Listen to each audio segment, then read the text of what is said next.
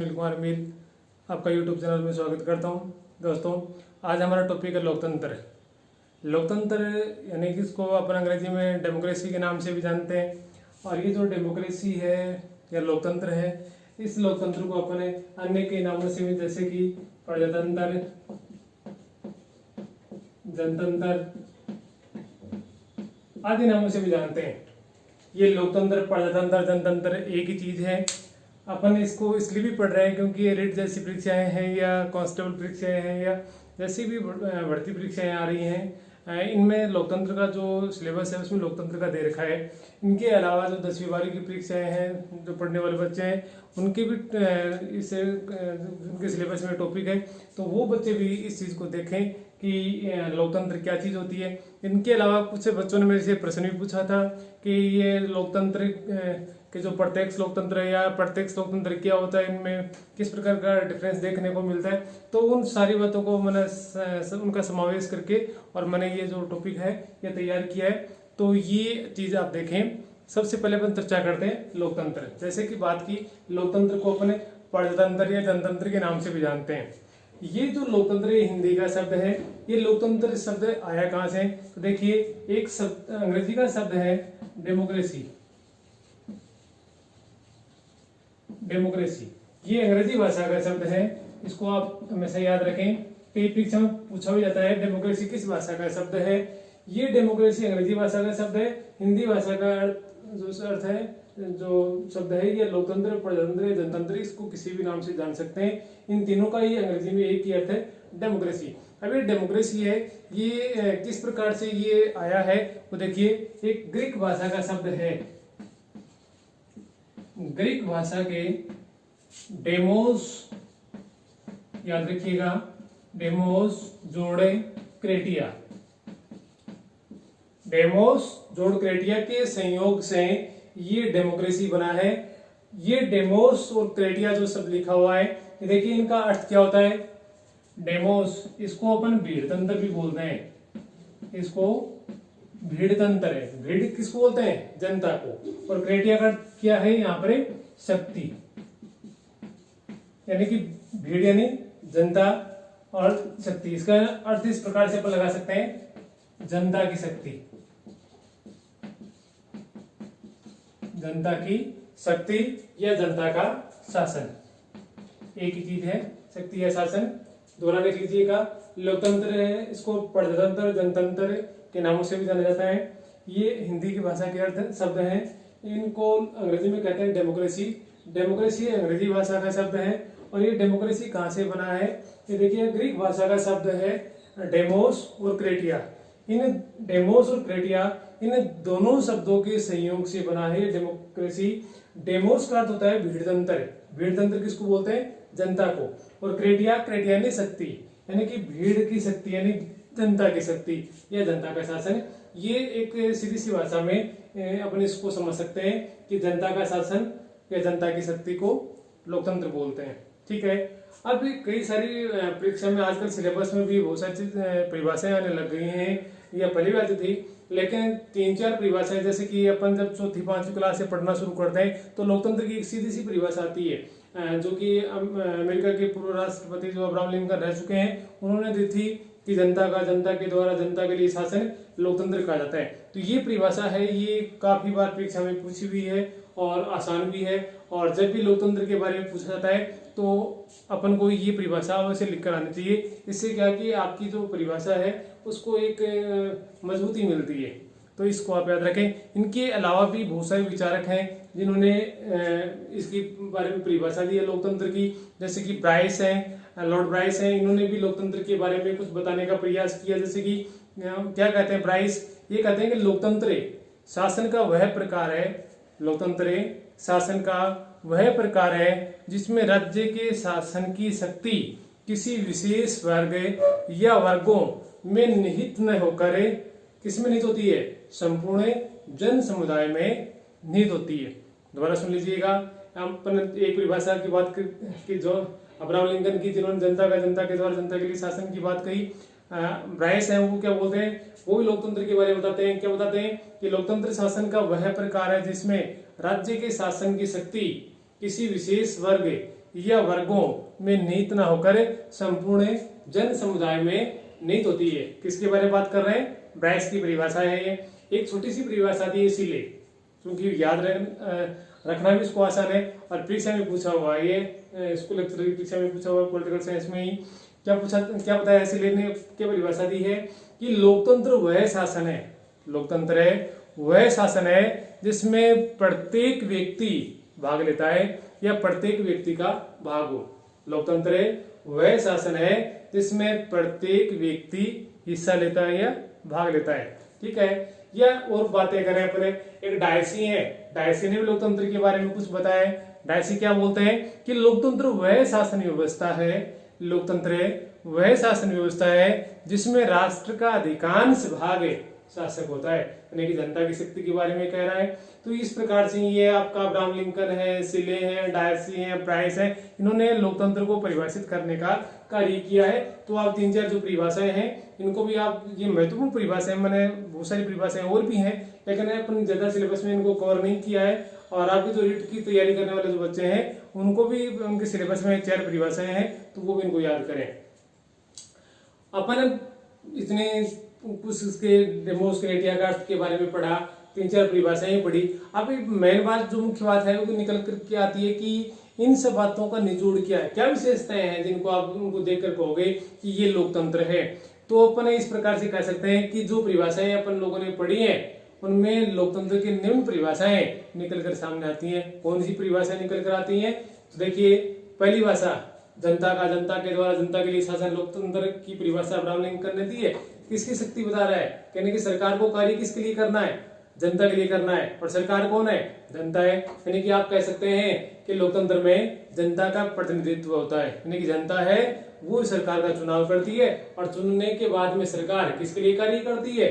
जनता के लिए करता है। यानी कि लोकतंत्र में किसका प्रतिनिधित्व होता है? जनता का प्रतिनिधित्व होता है। और आगे देखिए, लोकतंत्र में शासन का संचालन है किसके लिए किया जाता है? यानी कि जो सरकारें बनाई जाती हैं वो सरकारें किन के लिए कार्य करती हैं? तो आप कह सकते हैं कि लोकतंत्र में सरकारों का संचालन जनता के हितों की पूर्ति करने के लिए किया जाता है। या आप इस प्रकार से कह सकते हैं कि लोकतंत्र में शासन का संचालन जनता के हितों के लिए किया जाता है, यानी कि जनता का अधिक से अधिक लाभ हो, अधिक से अधिक भला हो, अधिक से अधिक कल्याण हो, सरकार को उन्हीं कार्यों को करना है। जनता का हित है वो ही सर्वोपरि सरकार के लिए, क्योंकि सरकार कौन है? जनता है। किसके लिए कार्य करना है? जनता के लिए करना है। तो जनता के हितों की पूर्ति करने का कार्य सरकार का होता है। सरकार का संचालन ही इसी उद्देश्य से किया जाता है।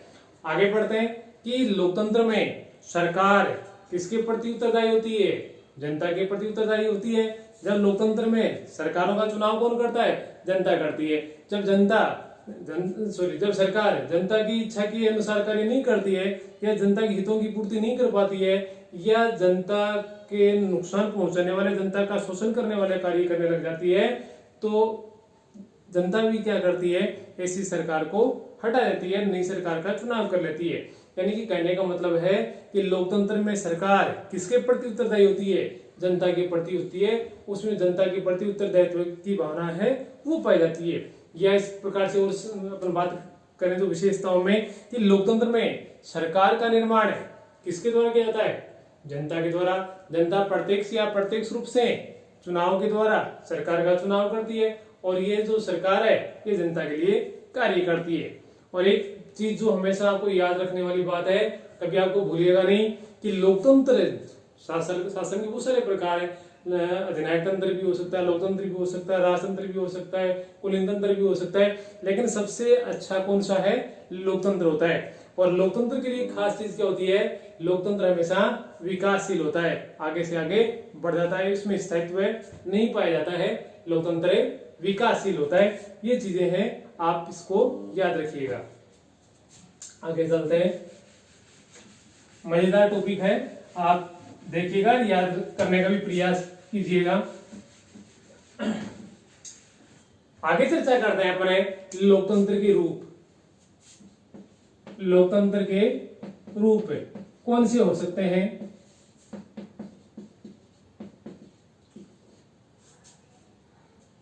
किन के लिए आप कहेंगे कि लोकतंत्र, क्योंकि लोकतंत्र में सिर्फ एक रूप नहीं दिखाई देता है, लोकतंत्र हमें कई प्रकार से देखने को मिलता है, अनेक अनेक रूपों में दिखाई देता है। जैसे कि अपन मुख्य रूप से 4 रूपों के बारे में चर्चा करेंगे। जैसे कि एक राजनीतिक लोकतंत्र,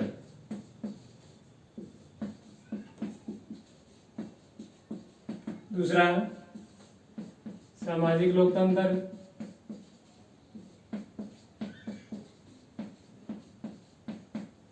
तीसरा अपन बात करेंगे आर्थिक लोकतंत्र,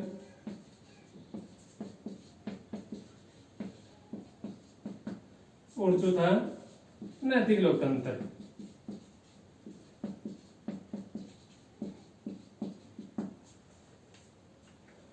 राजनीतिक लोकतंत्र, सामाजिक लोकतंत्र, आर्थिक लोकतंत्र, नैतिक लोकतंत्र। लोकतंत्र में क्या होता है, जनता की इच्छा के अनुसार कार्य किया जाता है। जनता में समानता की जो भावना है, स्वतंत्रता समानता की जो भावना है वो उसमें निहित होती है। यानी कि इसमें राजनीतिक लोकतंत्र है, इसमें क्या चीज आती है, इसमें समाज में रहने वाला प्रत्येक व्यक्ति, राज्य में रहने वाला प्रत्येक व्यक्ति एक निश्चित आयु प्राप्त करने के बाद में मतदान कर सकता है, चुनाव में भाग ले सकता है, चुनाव में खड़ा हो सकता है, राजनीति में किसी न किसी रूप में भागीदारी निभा सकता है। ये राजनीतिक लोकतंत्र है। सामाजिक लोकतंत्र है, समाज में रहने वाले सभी व्यक्तियों के साथ में किसी प्रकार का कोई भेदभाव नहीं हो। जैसे कि भारतीय संविधान के अनुच्छेद 15 में बताया हुआ है ना, धर्म, वंश, जाति, लिंग, जन्म स्थान के आधार भेदभाव का निषेध, वो सारी चीजें इस सामाजिक लोकतंत्र में आती हैं। यानी किसी भी प्रकार का भेदभाव का निषेध होता है किसमें, सामाजिक लोकतंत्र में। समाज आर्थिक लोकतंत्र है, समाज में रहने वाले सभी व्यक्ति, ना कोई गरीब हो ना कोई अमीर हो, सभी लोगों को आगे बढ़ने के पर्याप्त अवसर उपलब्ध कराए जाए, आर्थिक लोकतंत्र है। और जब नैतिक लोकतंत्र की बात आती है तो नैतिक लोकतंत्र में अपन लोगों ने एक फ्रांस की क्रांति पढ़ी थी, 1700 फ्रांस की क्रांति पढ़ी थी। और उस फ्रांस की क्रांति में क्या था, अपने भारतीय संविधान की प्रस्तावना है, और भारतीय संविधान की प्रस्तावना में समता, स्वतंत्रता, बंधुता 3 चीजें आती हैं। और ये फ्रांस की क्रांति का नारा था, और अपने इस चीज को भारतीय संविधान में अपना लिया था। तो ये चीजें हैं, ये नैतिक लोकतंत्र का हिस्सा है। अपन इनमें ज्यादा जोर नहीं देते हुए अपन जो राजनीतिक लोकतंत्र है इसके बारे में ज्यादा चर्चा करेंगे। और अपना जो लोकतंत्र है वो अधिकांशतया इसी राजनीतिक लोकतंत्र पर आधारित है। महत्वपूर्ण भी है और समझने लायक भी है। परीक्षा में जो प्रश्न है वो अधिकांशतः राजनीतिक लोकतंत्र से ही पूछे जाते हैं। ये राजनीतिक लोकतंत्र क्या है, जैसे कि अभी आपने अपने चर्चा की कि जिसमें प्रत्येक व्यक्ति है राजनीतिक प्रक्रियाओं में भाग लेने का उसको अधिकार होता है, एक निश्चित आयु प्राप्त करने के पश्चात उसको मतदान करने का अधिकार होता है, और उसके राजनीति में विभिन्न पदों को प्राप्त करने, चुनाव लड़ने का उसको अधिकार होता है। ये चीजें राजनीतिक लोकतंत्र में आती हैं। इनके अलावा और क्या आता है, देखिएगा, देखिए ये जो राजनीतिक लोकतंत्र है इसका प्रारंभ कब हुआ, तो देखिए प्रारंभ में 200-300 साल या उससे भी अधिक सालों पहले जब प्रारंभिक अवस्था में था लोकतंत्र, तो उस समय इसे राजनीतिक लोकतंत्र नहीं कहा जाता था। इसे क्या बोलते, व्यक्तिवादी लोकतंत्र।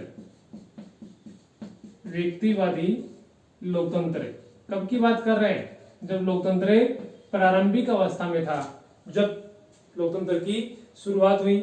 लोकतंत्र सबसे पहले ब्रिटेन, फ्रांस जैसे देशों में आया था।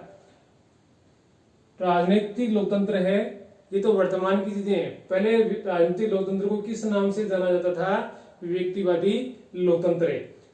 आधुनिक समय में या वर्तमान में इसे किस नाम से जानते हैं राजनीतिक लोकतंत्र को, आप इस प्रकार से कहोगे कि वर्तमान में इसे उदारवादी लोकतंत्र के नाम से जाना जाता है। क्या अंतर है देखिएगा, दोबारा देख लीजिएगा। अपन चर्चा कर रहे हैं राजनीतिक लोकतंत्र की, और ये इसमें ये कहने का प्रयास कर रहा है कि जब राजनीतिक लोकतंत्र प्रारंभिक अवस्था में था तो उस समय इसे व्यक्तिवादी लोकतंत्र के नाम से जाना जाता था। वर्तमान में या आधुनिक समय में राजनीतिक लोकतंत्र को उदारवादी लोकतंत्र के नाम से जाना जाता है। एक चीज और आपको क्लियर कर लें, ये जो राजनीतिक लोकतंत्र है इसकी उत्पत्ति कहां से हुई, राजनीतिक लोकतंत्र की उत्पत्ति कहां से हुई, तो उत्पत्ति के बारे में आप याद रखिएगा। पश्चिमी जो देश है, पश्चिमी देशों से इसकी उत्पत्ति हुई है। किसकी, राजनीतिक लोकतंत्र की। तो राजनीतिक लोकतंत्र की उत्पत्ति पश्चिमी देशों में हुई है, अतः इसे पश्चिमी लोकतंत्र के नाम से भी जाना जाता है। पश्चिमी लोकतंत्र के नाम से भी जाना जाता है। अब देखिए, कंफ्यूज होने की कोई आवश्यकता नहीं है। राजनीतिक लोकतंत्र की अपन ने बात की है। अपन ने इसमें ये बात तो ये कही है कि जब ये राजनीतिक लोकतंत्र प्रारंभिक अवस्था में था, जब ये प्रारंभ हुआ था तो उस समय से व्यक्तिवादी लोकतंत्र के नाम से जाना जाता था। वर्तमान में आधुनिक समय में इसे उदारवादी लोकतंत्र के नाम से जाना जाता है। चूंकि राजनीतिक लोकतंत्र है उसकी उत्पत्ति पश्चिमी देशों में हुई है, पश्चिमी देशों से हुई है, इसलिए इसे पश्चिमी लोकतंत्र के नाम से भी जाना जाता है। ये दोनों चीजें हैं, आप याद रखेंगे। ठीक है, आगे चलिए देखिए। क्योंकि आधुनिक समय में राजनीतिक लोकतंत्र को उदारवादी लोकतंत्र के नाम से जाना जाता है, तो जो उदारवादी लोकतंत्र के बारे में अपने विचार प्रकट करने वाले हैं उन्हें कहा जाता है उदारवादी विचारक। और जो उदारवादी विचारक हैं उन्होंने राजनीतिक लोकतंत्र के दो रूप बताए। राजनीतिक लोकतंत्र के दो रूप बताए।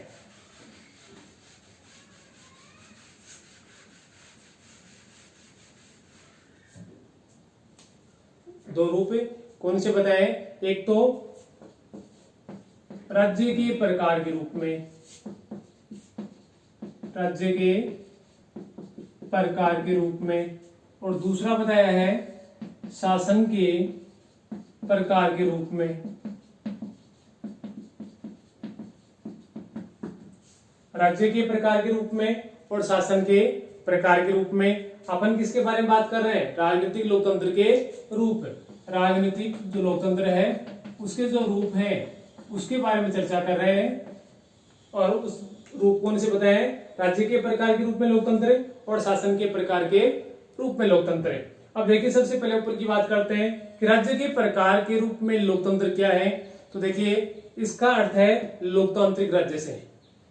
राज्य के प्रकार के रूप में लोकतंत्र से तात्पर्य है लोकतांत्रिक राज्य से। इसका तात्पर्य है जो कि एक राज्य है उसका शासन है वो लोकतांत्रिक तरीके से किया जाए। राज्य है वो लोकतंत्र पर आधारित हो, जनता का अधिक से अधिक उसमें भूमिका हो। ठीक है ना? लोकतांत्रिक राज्य से इसका तात्पर्य निकाला जाता है। इसमें संप्रभुता या प्रभुसत्ता का निवास है। किसमें होता है? जनता में निहित होता है। राज्य के प्रकार के रूप में लोकतंत्र के रूप की बात कर रहे हैं। इसका अर्थ है लोकतांत्रिक राज्य से है, और इसमें जो प्रभुसत्ता है वो किस में निहित होती है? जनता में निहित होती है। इसको आप याद रखिएगा। ठीक है ना? दूसरा है शासन के प्रकार के रूप में लोकतंत्र। इसका अर्थ है लोकतांत्रिक शासन से है। इसका अर्थ है लोकतांत्रिक शासन से है, अर्थात सरकार का संचालन है जनता की इच्छा के अनुसार किया जाता है। जनता की इच्छा के अनुसार किया जाता है। ठीक है, ये दो इसमें राजनीतिक लोकतंत्र के दो रूप बताए। किसने बताए हैं? उदारवादी विचारकों ने। अब बात करते हैं लोकतांत्रिक शासन के प्रकार। लोकतांत्रिक शासन के प्रकार। देखिए, लोकतांत्रिक शासन की जब प्रकार की बात आती है तो प्रकार के रूप में अपन दो ही प्रकार हैं। एक प्रत्यक्ष लोकतंत्र, जो कि अधिकांश बच्चों ने मेरे से पूछा भी है कि दोनों में क्या अंतर होता है, और एक होता है अप्रत्यक्ष लोकतंत्र। इसमें मैं आपको क्लियर कर दूंगा। बहुत सारे बच्चों के दिमाग में ये भी है कि भारत में प्रत्यक्ष लोकतंत्र पाया जाता है। हमारे भारत में ऐसे कई चुनाव हैं जो कि प्रत्यक्ष लोकतंत्र पर आधारित होते हैं। बहुत सारे चुनाव ऐसे हैं जो कि अप्रत्यक्ष लोकतंत्र पर आधारित होते हैं। अपन एक एक चीज को क्लियर करेंगे, थोड़ा सा इसको और देख लें। ये प्रत्यक्ष लोकतंत्र है, इसे शुद्ध लोकतंत्र भी कहा जाता है। इसे शुद्ध लोकतंत्र भी कहा जाता है। और ये जो अप्रत्यक्ष लोकतंत्र है इसे प्रतिनिधित्वात्मक लोकतंत्र भी कहा जाता है। प्रतिनिधित्वात्मक लोकतंत्र के नाम से भी जाना जाता है। ठीक है, अब देखिए प्रत्यक्ष लोकतंत्र क्या होता है। प्रत्यक्ष लोकतंत्र के बारे में अपन ने इतना पढ़ा है जिसमें जनता स्वयं वोट डालकर आती है, यानी कि ऐसा व्यक्ति जो किसी राज्य का निवासी है उसके मतदाता सूची में उसका नाम लिखा हुआ है, 18 वर्ष के प्राप्त कर चुका है, ऐसा व्यक्ति मतदान कर सकता है। और जो व्यक्ति खुद वोट डालता है वो प्रत्यक्ष लोकतंत्र होता है। इतना ही पढ़ा अपन लोगों ने। वास्तविकता भी है कि जो खुद वोट डालता है वो प्रत्यक्ष लोकतंत्र होता है। लेकिन प्रत्यक्ष लोकतंत्र तो हो गया, लेकिन ये प्रत्यक्ष लोकतंत्र में भी शुद्ध लोकतंत्र कैसे होता है वो देखिए। प्रत्यक्ष लोकतंत्र जो होता है उसे शुद्ध लोकतंत्र कहा जाता है। प्रत्यक्ष लोकतंत्र में खास चीज क्या होती है, इसमें जनता अपने प्रतिनिधियों का चुनाव करती है। ठीक है, अपने प्रतिनिधियों का चुनाव कर लिया, अपने एमएलए एमपी का चुन लिया, जनता ने खुद वोट दिया, चुन लिया, जनता का काम पूरा हो गया। ठीक है ना। प्रतिनिधियों पर नियंत्रण रखती है, प्रतिनिधियों पर नियंत्रण रखती है कि जनता, और जब ये जनता की इच्छा के अनुसार कार्य नहीं करते हैं तो जनता इन्हें अपने पद से हटा सकती है और उनके स्थान पर अन्य व्यक्तियों का चुनाव कर सकती है। ये होता है प्रत्यक्ष लोकतंत्र। ऐसा लोकतंत्र भारत में पाया जाता है क्या? ऐसा लोकतंत्र नहीं पाया जाता है। भारत में सिर्फ जो लोकतंत्र है वो आंशिक प्रत्यक्ष लोकतंत्र है, जिसमें जनता केवल अपने प्रतिनिधियों का चुनाव करती है, उसके बाद में जनता का काम खत्म हो जाता है, जनता की कोई भूमिका नहीं होती है, जो भी कार्य करती है वो वहां की विधानमंडल या जो संसद है वो ही करती है, जनता की कोई भूमिका नहीं है। अगले जो चुनाव होते हैं, चुनाव के समय जनता की जो भूमिका होती है वो प्रारंभ होती है, चुनाव होते ही जनता की भूमिका समाप्त हो जाती है। प्रत्यक्ष लोकतंत्र की जब बात करें तो प्रत्यक्ष लोकतंत्र है उन्हीं राज्यों में पाया जाता है जिन राज्यों का आकार छोटा होता है, जिन राज्यों का आकार छोटा होता है, जिनकी जनसंख्या कम होती है। ऐसा अपन बात करें तो स्विट्जरलैंड एक देश है, इनके जैसे अन्य कई भी देश हैं, लेकिन जो सबसे अच्छा उदाहरण है प्रत्यक्ष लोकतंत्र का वो कौन सा है? स्विट्जरलैंड। स्विट्जरलैंड के 5 प्रांत है, 5 प्रांतों को वहां पर कैंटन कहा जाता है। ठीक है ना, प्रांत, और वहां के 5 प्रांत है। मैं आपको उनके नाम बताऊं तो वहां पर 5 प्रांत यानी 5 प्रांतों से बना हुआ स्विट्जरलैंड है, या 5 स्टेट आप कह सकते हैं, जिनमें आउटर अपरवेल एक राज्य है, इनके अलावा इनर अपरजेल एक राज्य है, इनके अलावा उरी है, अंटर क्वांडन है, या इनके अलावा ग्लाइस है। ये वहां पर 5 राज्य हैं।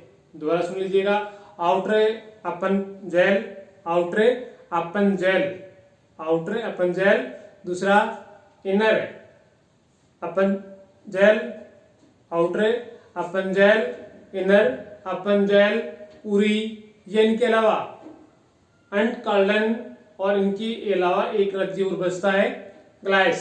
ये 5 राज्य हैं। इन 5 राज्यों से बनकर स्विट्जरलैंड देश बना हुआ है, और वहां पर प्रत्यक्ष लोकतंत्र है। वहां पर जनता अपने प्रतिनिधियों का चुनाव करती है, प्रतिनिधियों पर नियंत्रण रखती है, और जब ये प्रतिनिधि जनता की इच्छा के अनुसार कार्य नहीं करते हैं, जनता इन्हें अपने पद से हटा सकती है, अन्य व्यक्तियों को उनके स्थान पर नियुक्त कर सकती है। ये क्या आता है? ये प्रत्यक्ष या शुद्ध लोकतंत्र इसे कहा जाता है।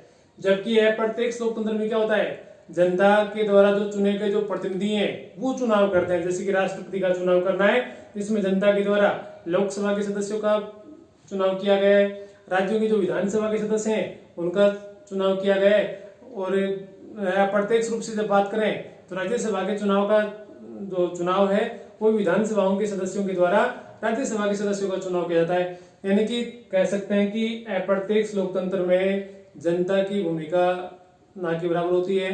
इसमें जनता के जो चुने गए प्रतिनिधि हैं वो जनता का प्रतिनिधित्व करते हैं, जनता की ओर से वो सदस्य ही प्रतिनिधि चुनते हैं। ठीक है, ये प्रत्यक्ष लोकतंत्र है। कहाँ पाया जाता है? ये अप्रत्यक्ष लोकतंत्र वहां पर पाया जाता है जिन राज्यों का आकार बड़ा है, वहां की जनसंख्या अधिक है। आप कह सकते हैं कि भारत जैसे देश हैं वहां पर अप्रत्यक्ष लोकतंत्र है पाया जाता है।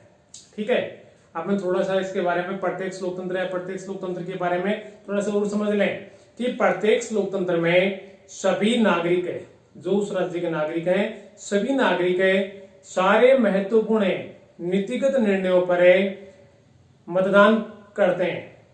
प्रत्यक्ष लोकतंत्र में सभी नागरिक सारे महत्वपूर्ण नीतिगत निर्णयों पर मतदान करते हैं। इसमें जनता लोक निर्णय के माध्यम से प्रत्यक्ष रूप से शासन में भागीदारी निभाती है। मैंने जो 2 लाइनें बताई हैं, ये 2 लाइनें कहां पर लागू होती है? कौन से देश में इस प्रकार की? स्विट्जरलैंड में ऐसा, जहां पर प्रत्यान जैसी नीतियां वहां पर सरकार ने लगा रखी हैं, जहां पर जनता की इच्छा के अनुसार जब सरकार कार्य नहीं करती है तो वहां की जनता उस सरकार को पदच्युत कर सकती है, बर्खास्त कर देती है। या अपन इसको और अच्छे समझे तो अपन इस प्रकार से कर सकते हैं कि प्रत्यक्ष लोकतंत्र में जनता स्वयं प्रत्यक्ष रूप से राज्य के प्रभुत्व शक्ति का पूर्ण प्रयोग करती है, या अपन कह सकते हैं कि जनता के द्वारा ही शासन है वो किया जाता है। वह नीति संबंधी कार्य करती है, यानी नीतियां बनाती है, कानून बनाती है, प्रशासनिक अधिकारियों की नियुक्ति भी करती है। प्रत्यक्ष लोकतंत्र को शुद्ध लोकतंत्र कहा जाता है, जैसे कि अपन अभी पहले भी पढ़ रहे हैं। प्रत्यक्ष लोकतंत्र को शुद्ध लोकतंत्र भी कहा जाता है। अब इसको शुद्ध लोकतंत्र क्यों कहा जाता है वो देखिएगा, क्योंकि जनता प्रत्यक्ष रूप से सरकार का चुनाव करती है। जनता प्रत्यक्ष रूप से सरकार का चुनाव करती है, उस सरकार पर नियंत्रण रखती है, और यदि सरकार जनता की इच्छा के अनुसार कार्य नहीं करती है तो उस सरकार को पदच्युत करने का अधिकार भी जनता को होता है। ये व्यवस्था किस देश में पाई जाती है? आप तो कोई याद रहे ना रहे, स्विट्जरलैंड और उसके 5 कैंटनों का नाम आप अवश्य याद रखें। स्विट्जरलैंड में इस प्रकार की व्यवस्था पाई जाती है। क्यों पाई जाती है वहां पर? क्योंकि स्विट्जरलैंड का आकार छोटा है, जनसंख्या कम है। बड़े राज्यों में इस प्रकार की व्यवस्था है, उनको लागू करना संभव नहीं है। ये चीजें अपन लोगों ने पढ़ी प्रत्यक्ष लोकतंत्र की, ठीक है ना। अप्रत्यक्ष लोकतंत्र या जो प्रतिनिधात्मक लोकतंत्र है उसके बारे में थोड़ा सा देखिएगा कि वर्तमान में विश्व की अधिकांश देशों में अप्रत्यक्ष लोकतंत्र पाया जाता है। क्यों पाया जाता है? इसमें जनता की भूमिका नाम मात्र की होती है। इसके अंतर्गत जनता स्वयं प्रत्यक्ष रूप से शासन की शक्ति का प्रयोग नहीं करती है, अपितु जनता के द्वारा चुने गए प्रतिनिधि शासन करते हैं। अर्थात अपने प्रतिनिधियों के माध्यम से जनता शासन करती है। वर्तमान में लोकतंत्र का यह रूप ही शासन को दिशा प्रदान कर रहा है। अप्रत्यक्ष लोकतंत्र को अपनाने के कई कारण हैं, जैसे क्या बता सकते हो? राज्यों का आकार बड़ा होना, जनसंख्या अधिक होना, भारत, चीन जैसे देश हैं, अमेरिका, फ्रांस जैसे देश हैं। इस प्रकार के राज्यों में अप्रत्यक्ष लोकतंत्र की व्यवस्था को लागू करना आसान होता है। अधिकांश देशों में यही व्यवस्था पाई जाती है। तो आप प्रत्यक्ष और अप्रत्यक्ष लोकतंत्र में अंतर समझे क्या?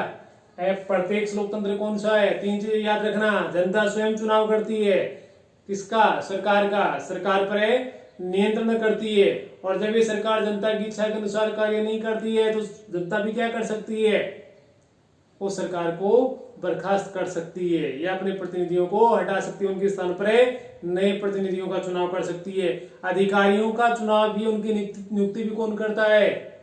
जनता करती है। जब इस प्रकार की व्यवस्थाएं आपको मिल जाएं तो समझ जाना ये प्रत्यक्ष लोकतंत्र है। भारत में इस प्रकार की विशेषता नहीं मिलती है, तो भारत के लिए आप नहीं कह सकते भारत में प्रत्यक्ष लोकतंत्र है। नहीं है, भारत में प्रत्यक्ष लोकतंत्र है, लेकिन आंशिक रूप से केवल प्रतिनिधियों का चुनाव करने तक की जनता सीमित है।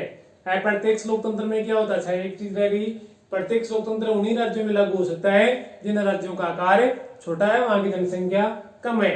जबकि जिन राज्यों का आकार बड़ा है, जनसंख्या अधिक है, वहां पर अप्रत्यक्ष लोकतंत्र पाया जाता है, जिसमें जनता स्वयं शासन ना करके जनता के द्वारा चुने गए जो प्रतिनिधि हैं वो शासन करते हैं। इसमें जनता की भूमिका है वो नाम मात्र की होती है। इसमें जनता प्रत्यक्ष रूप से सरकार के कार्यों में किसी प्रकार का हस्तक्षेप नहीं कर पाती है। अपन ने इस प्रकार से लोकतंत्र के बारे में देखा, लोकतंत्र का अर्थ देखा अपन लोग, उन्हें छोटा सा जिसमें डेमोक्रेटिया के बारे में पढ़ा, अपने 4 परिभाषाएं भी देखी, जिनमें अपन लोगों ने अब्राहम लिंकन की, ब्रायस की, सिले की, डायसे की 4 परिभाषाएं देखी। आसान सी हैं, आपको याद हो जाएंगे। इनके अलावा अपने लोकतंत्र की 4-5 विशेषताओं के बारे में देखा, जिनमें जनता का प्रतिनिधित्व होता है या शासन का संचालन जनता के हितों के लिए किया जाता है। सरकार के प्रति, जनता के प्रति सरकार उत्तरदायी होती है। इनके अलावा सरकार है, लोकतंत्र में सरकार का निर्माण कौन करता है? जनता करती है। विकासशील लोकतंत्र विकासशील होता है। ऐसी विशेषताओं के बारे में आपने देखा। लोकतंत्र के 4 रूप देखे, राजनीतिक, आर्थिक, सामाजिक, नैतिक लोकतंत्र के बारे में देखा। उसके बाद में राजनीतिक लोकतंत्र के बारे में अपन लोगों ने देखा। क्या देखा? जिसमें आपने देखा कि राजनीतिक लोकतंत्र की प्रारंभिक अवस्था कैसी थी, व्यक्तिवादी लोकतंत्र। वर्तमान में या आधुनिक समय में कौन सी है, उदारवादी लोकतंत्र। उत्पत्ति कहाँ हुई है, पश्चिमी देशों में, तो क्या नाम पड़ गया, पश्चिमी लोकतंत्र। ये उदारवादी विचारक हैं, इन्होंने राजनीतिक लोकतंत्र के कितने रूप बताए, 2 रूप बताए। कौन से, राज्य के प्रकार के रूप में लोकतंत्र और शासन के प्रकार के रूप में लोकतंत्र। उसके बाद में लोकतांत्रिक शासन है, उसके 2 प्रकार बताए, प्रत्यक्ष लोकतंत्र, अप्रत्यक्ष लोकतंत्र। प्रत्यक्ष लोकतंत्र का कोई एक उदाहरण दीजिए, आप बता सकते हो, स्विट्जरलैंड है, उसके 5 कंट्री है। अप्रत्यक्ष लोकतंत्र का कोई उदाहरण दीजिए, बाहर जैसे देशों का नाम आप बता सकते हो। प्रत्यक्ष लोकतंत्र को शुद्ध लोकतंत्र भी कहा जाता है। ये वहीं पर लागू, जिन राज्यों का आकार छोटा है, जनसंख्या कम है, यहाँ पर अधिकारियों की नियुक्ति भी जनता करती है, उनको हटाने का अधिकार भी जनता के पास में होता है, उनका नियुक्ति भी जनता करती है, सारा काम है वो जनता के हाथों में होता है। अप्रत्यक्ष लोकतंत्र से प्रतिनिधित्वात्मक लोकतंत्र भी कहा जाता है। ये उन राज्यों में व्यवस्था लागू होती है जिन राज्यों का आकार बड़ा होता है, जनसंख्या अधिक होती है। इनमें भारत जैसे देशों के बारे में आप बता सकते हैं। इस प्रकार से लोकतंत्र का एक आसान सा, अच्छा सा, जो बच्चे तैयारी करने वाले हैं उनको आप अच्छे से समझ सकते हैं।